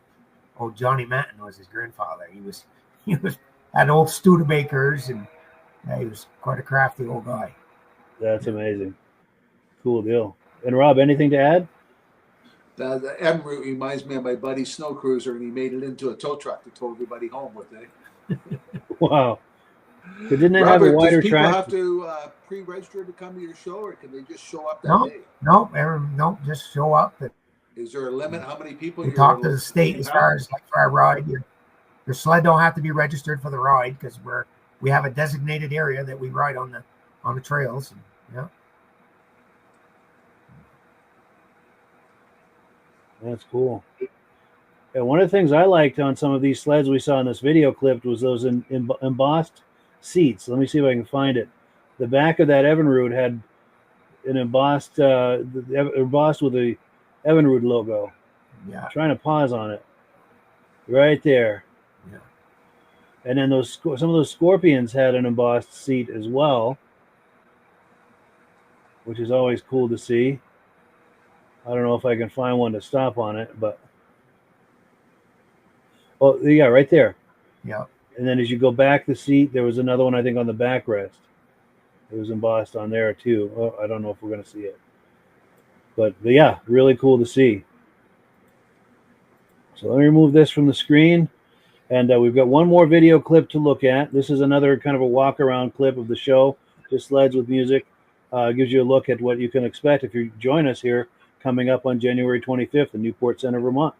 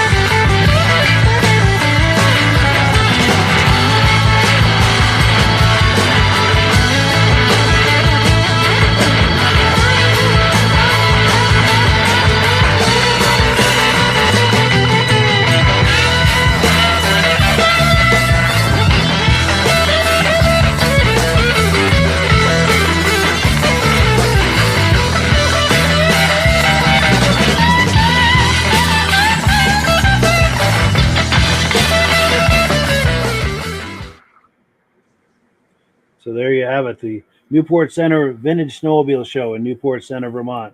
We've been looking at past shows, and the reason for that is because they've got another show coming up. Let me pop the graphic. January 25th, Newport Center, Vermont. If you're in the area, please come by and join us. It is a whole lot of fun. This is their 4th annual show, and it just gets bigger and better every year. Anything to add to that, Robert? No, like I said, everyone's welcome. I mean, the more the merrier. Yes. But, yeah. Definitely. And Rob, any thoughts on what we've been looking at here? Are you attending that, Mike? Oh yes, I'm going to do video of it. Absolutely. Can you get a video of the guy with the snow scooter? I'd like to see it go through 6 inches of snow, and I'd like to see him turn around and come back towards you. The Chrysler? Over. We're talking about the Chrysler? Yeah. Yeah, if he brings it, definitely. I'll try to get some rolling footage of that. And I'd like to see how he makes it through a ditch, or does he just pick it up with one hand and carry it through? Yeah, I have a feeling if it's not hard packed, it's probably not going anywhere. Yeah, I'd like to see how he turns. Yes. Oh, we've got comments that have come in. Let's see. We've got Ned here saying another snowless night in Albany County. Going to Syracuse tomorrow to see what the snow looks like. Wow. Yeah, a lot of areas are getting skunked here in the snow belt. Our good friend Ben from the Vintage Mini Bike Lovers Facebook page and podcast. If you like those mini bikes from the 60s and 70s, you don't want to miss that podcast. It airs right where you're viewing this now, second Sunday of every month, 8 p.m. So if you like that, you'll like those mini bikes, you'll like that podcast. He's talking about where some of the snow is. Oswego County has a good supply of snow. He's speaking to Ned. Let's see. Okay, here we go. Dave Lowry says, what time is the show? And it starts at 10 a.m. January 25th in Newport Center, Vermont. We would love it if you could join us, Dave. And it's just $5 for registration fee per sled if you're bringing sleds. Benedim says, good luck with your show, Robert. We are hosting a ride on the same day. Looks like we will actually have snow for the first time since we started planning the ride, which is cool. That's out in upstate New York. Also, our good friend Jeff Wesner is here saying Vintage Show in Arbor Vita, Wisconsin. Cruiser Fest, trails are open in Villas and Iron County, Wisconsin. Thank you for that update. In fact, Jeff Wesner is going to be our guest next week. We're going to be looking at the Tripar Mercury sleds. They do a reunion, and we're going to be looking at some video clips and talking about that. So you do not want to miss that show, 9 p.m. Eastern Time next Thursday night. Ben from Vintage Mini Bike Lovers says, good evening to all. Sorry to be so late. Was playing the Maytag Repairman. Oh, yes. And Jeff Wesner says, great video. Get to love the old iron. Yes. And, oh, yes. Oh, he's talking about how he's so late. Yes. All right. So I think we're caught up on our comments. Oh, no, we're not actually. Got a few more that have come in. Mad Dog says, my buddy had one of those Chryslers, and he spent more time laying on the ground than upright. He says, nice show. Have a good night. Let's see. Keith Jash says, hello from Harwinton, Connecticut. Nice show. Thank you. Yeah, thank you for being on. We appreciate that. Now, Robert, is there anything that we haven't covered tonight that we should have or could have? Well, actually, a neighboring snowmobile club there, the Hazes Knot Snowmobile Club, this weekend coming is having some radar runs, which is kind of neat because they have all different classes. They have vintage and right up through. And actually, last year, I went with my liquefier. And actually, I got a second. Well, it's so much a run. And it was funny. One of my cousins had like an 88 MXZ. And my old liquefier beat him in 500 feet. But I only went that one time. And then he went again and beat me by a mile an hour. But the joke was that, of course, he's a diehard Ski-Doo guy. But my 10-year-old older sled actually beat him by a mile an hour, which I thought was kind of cute. And 500 feet was kind of neat. But yeah, if anybody's out this way, the Lowell Snowmobile Club does a real good job with it there. It's right on 100 in Lowell, Vermont. Hazen's Notch, Lowell, Vermont, Route 100. Absolutely. It's a radar. And then, nice. Then our good friend Reese Fleury says hello from Tupper Lake, New York. Nice to see you. And our good friend Ben from Vintage Mini Bike Lovers says, we look to see your video, Mike, of that Newport show. You featured that before, and it's always great. Yes, thank you. Yeah, I've managed to cover that every single year, and it's always a great time. It's nice, too, because Robert's only 10 or 15 miles from where I live, so it makes it real easy to get to. Yeah, great show. And any final thoughts, Rob, before we finish? Good show, and good luck next weekend at your show. Well, thank you, Rob. Yeah, it's going to be a good time, definitely. And it looks like the weather's going to cooperate. Yeah, it looks like we're going to get good weather. So, yeah, with that, we're going to wind her down. But thank you, everyone, to viewing. Thank you to Robert and to Rob to being here tonight. We appreciate it. We had a great time. And, yeah, if you're able to join us at this show, in fact, I'm going to pop that graphic one more time. We hope you can join us. If you're anywhere near this area, pardon me, come on by and join us. It's a great show. January 25th, Newport Center, Vermont. Registration starts at 10 a.m., $5 per sled. We're going to have trophies, prizes, food, coffee, cocoa, water, and a bonfire for all ages. And if you have questions, the number for Robert is on the screen there. The address is on the screen, and it's right off the OS 29 trail. And and as always, we give the last word to AMSOIL. And thank you so much for viewing tonight. Good show, Mike. Thanks. Nice Have a to good see one, you, guys. Robert. Yeah, we'll see you, Rob. Press the wrong one. Here we go. Hello, everyone. This is Rob and Mike. How you doing today, Rob? I'm doing good. Mike, yourself? Very well. Thank you so much for coming on. I appreciate it. Now, today, we're going to be talking about AMSOIL. And in a few moments, we're going to show you how you can get the deepest discounts, free shipping, and free gifts when you order your AMSOIL products through us. But first, I'm going to ask Rob to give you a quick description of what AMSOIL is and why you should consider using AMSOIL products in your motorized vehicles. Thanks, Mike. AMSOIL is 100% synthetic oil. Everybody uses AMSOIL for a different reason. Some people like the benefits that AMSOIL is warranted for 25,000 miles or 1 year. The reason we can do that is because AMSOIL doesn't oxidize. It doesn't form the usual carbons, gums, sludges like petroleum oils do. That's why we can keep it in the engines longer. Petroleum oils never do wear out. They oxidize themselves. That's why they have to be changed at 3,000 kilometers. And AMSOIL likes the benefit that you only have to change the oil once a year. That saves some money. Some of the people like the benefit of AMSOIL is it's a slipperier type lube. By having a slipperier type lube, it cuts down friction and drag. By less friction and drag, engines run 20 to 50 degrees cooler, better gas mileage. Now, AMSOIL says 25% more protection than the industry requires is in the AMSOIL bottles. My average customer gets about 10% increase in gas mileage. That's a big savings. Yeah. And by cutting down friction and drag, for every 10 degrees you cut down the friction and drag, doubles the life of the engine. So by having the engine run cooler, it makes it last longer. Some people like the benefit of the range of the AMSOIL. AMSOIL's flash point is 425 degrees, and it pours at 50 below zero. Wow. If you ever tried petroleum oil when it's 10 below, it turns to honey. And in the summertime, petroleum oil thins out, and once it thins out, that's when it starts breaking down. So AMSOIL is an all-season oil, can give you better gas mileage, longer engine life, less maintenance. It ends up being cheaper over a year's time running AMSOIL than it is petroleum oils. That's amazing. That's amazing. And AMSOIL is available for pretty much any motorized vehicle, anything from lawn equipment, cars, trucks, boats, ATVs, motorcycles, snowmobiles. Yep. And a lot of people phone me up and say, well, what's the benefit of our gear lube? Exactly what I told you about the engine oil. It pours in cold weather, it runs cooler, makes the equipment last longer. And they say, well, what's the benefit of the small engine? Same thing. Makes the engine run cooler, last longer, better performance. So it saves on all the applications that AMSOIL has available. Wonderful, wonderful. So yeah, let's talk now. Hopefully this has convinced people to think about maybe joining us in the AMSOIL experience. Let's talk about some of the discounts and free shipping and how that all happens. I'm going to pop a graphic on the screen. And by all means, if you want to talk people through how this preferred customer program works. AMSOIL has a number of different programs. One of our main ones is a catalog customer, where somebody can order directly out of our catalog. If they order out of the catalog, they order $100 worth, AMSOIL will ship it right to their house. But our best program is our preferred customer. For only $10 for 6 months, you become a preferred customer, you save 25% on all the product. You order $100 worth, they're going to give you free shipping. You don't have to order a whole case. You can mix and match. Say you want 4 bottles of small engine, 7 bottles of 5W30, and a couple of gear loops. You can mix and match. You can order 1 bottle at a time if you want. There's no minimums, no maximums. By being a preferred customer, you save over 25% on all the products you're going to buy. AMSOIL sends you extra gifts, a $5 gift certificate on your birthday, $5 when you renew your account, and stuff like that. So it's a good way to save on some of the products you want to buy. For sure. Yeah, it's an incredible value. And this is the deepest level of discount that anyone can get when ordering AMSOIL. Is that correct? It is. Wonderful.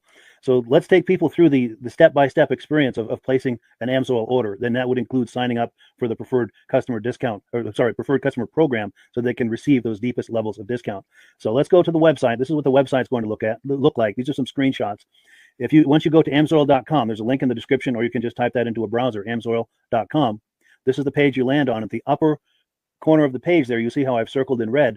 That is the link to click, the Join Now link. That will take you to the Preferred Customer Program page, where you can take advantage of all these discounts and free shipping and everything that we've just been talking about. This is what that page looks like. In the lower right, you're going to click Join Now. This will pop up. You select the duration you'd like, whether it's 6 months or 12 months, and click Add to Cart. Now, once this pop-up goes away, you'll be back on the main page.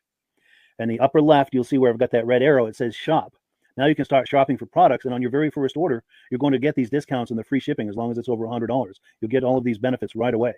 So once you click shop, it's going to take you to a product page. There's different types of oils, lubricants, so on and so forth. For the benefit of this exercise we're doing now, I'm just going to click motor oil. It shows different types of motor oil. Let's click gasoline. Now this takes us to an item. It's their synthetic motor oil. And you can see the item there, and there's choices for different viscosities. But take a look at the price. Let's take a closer look. Let's zoom in.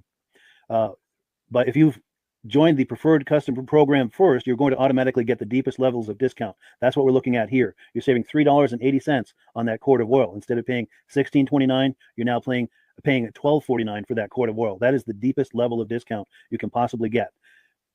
And then you just add the quantity that you'd like. You select any other items that you're thinking about, add them to the cart.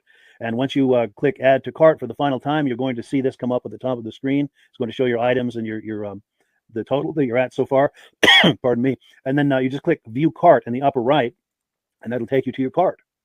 Take a close look here at the upper right. That blue box shows that you're getting free shipping. You're eligible for free shipping on this order because it's over $100. That little yellow box shows that you've got the preferred customer membership on your order that gives you the deepest levels of discounts for the next 6 to 12 months. And then below that, you've got the items that have been selected. For the exercise here, I selected 9 quarts of the signature series, but that brings us up over $100 for the free shipping. We're saving $34.20. And if you're ready to finish, you click checkout now, and that takes you to this screen here. If you haven't signed up with an AMSOIL account at this point, just click in the lower right to create an account, create a new account. It's going to ask you for some basic information, name, and those types of things. Now let's take a closer look. You'll see this gray shaded box. This is a very important box. This is going to ask you if someone has referred you to AMSOIL. And if so, please enter my name. My name is Mike LaPierre. It's spelled right there on the screen for the correct spelling. And also the referral number, 304-555-94. That's how you make sure that Rob and I get credit for this. Now, in the interest of full disclosure, I have signed up for AMSOIL under Rob. So when you order using this referral number, Rob and I both benefit. So if you enjoy these podcasts that we're doing, this is a wonderful way to support the podcast, because when you order using this referral number, Rob and I both benefit. And the commissions I make go directly toward offsetting the cost of doing these podcasts. So I thank you in advance for that, for using my referral number. I very much appreciate it. And once you've done that, you just go into the next screen to enter your payment information, and you're done. Now, once you've placed your order that's over $100, and that order includes your AMSOIL preferred customer program, you are now eligible to get a free DVD from myself. Now, this is going to be either a muscle car DVD or a vintage snowmobile DVD. Use the email address on the screen, wkspodcasts@gmail.com. Send me an email. Let me know which DVD you would like me to send you, the muscle car or the vintage snowmobile DVD, and I'll get that right out to you. As you're typing in that email, in the subject line, be sure and type in capital letters free DVD requests, so it stands out as I'm checking my email, and we'll get that right out to you. So I guess the last thing, Rob, that we wanted to talk about is if someone is considering AMSOIL as a business opportunity. Yes. If anybody has a retail or a commercial account and they would like to buy directly from AMSOIL, just send Mike a line. He'll show you how to set up, and you can buy directly from AMSOIL. But if you are interested in starting your own part-time business, a part-time business that can grow into a full-time income, Mike and I will show you the AMSOIL marketing plan. AMSOIL has a large selection of products that cover almost every application. So it doesn't matter if you're into snowmobile, boating, or ATVing, or hot rods. We have an oil for every application. It's a fun type business that's I really enjoy doing. Where else can I go and have fun and make money doing it? And Mike and I are here to help you all the way along. If you need any help on how to promote or to find new accounts, we're here to help you. For sure. So when you sign up under that number, this 304-555-94, you're getting Rob and I as a team. Now, Rob has been doing AMSOIL for 40 years. Can you believe that? 40 years. So he knows every aspect of this business, and he knows all of the ins and outs of the products. So he'll be able to help you with any kind of product questions or any kind of questions to show you the different business models that you can do with AMSOIL. And then the other thing that you get when you sign up under me is I've got a strong background in social media. So if you need some coaching on how to generate AMSOIL leads using Facebook and YouTube, I'm happy to coach you with that when you sign up under Rob and I. You get both of us as a team to help you, to coach you, to support you, whatever you need to get you off and running with this business and having fun with it. Like Rob said, it's an enormous amount of fun. If you're like Rob and I and you enjoy going to any kind of boat shows, car shows, motorcycle shows, snowmobile shows, anything with a motor, you like going to those shows, those events, those races, this is a great way to turn that into a income opportunity for you. Yes. And just by wearing my AMSOIL hat at one of these events, people come up and ask me about AMSOIL. People don't know where to buy it, and I'm there to help them, show them where they can buy the product. Perfect. Well, cool. Well, this is great. Any final thoughts, Rob, before we wrap it up? AMSO's a fun business. AMSO's been around since 1968. You know, it was the first synthetic oil to be AI approved. Wow. Yeah. That's amazing. And that's very early in the game too, isn't it? Yes. For sure. Well, good. Well, thank you so much, everyone, for viewing. Hopefully, we've gotten you excited as we are about the AMSOIL products. We'd love it if you could join us either as someone who uses the AMSOIL products or to join the AMSOIL team as a business opportunity. And we thank you so much for viewing. Have a great day. You have a good day. I think we're off now. I think so. Did you get hold of Kim? He did text me though. So what are you doing now?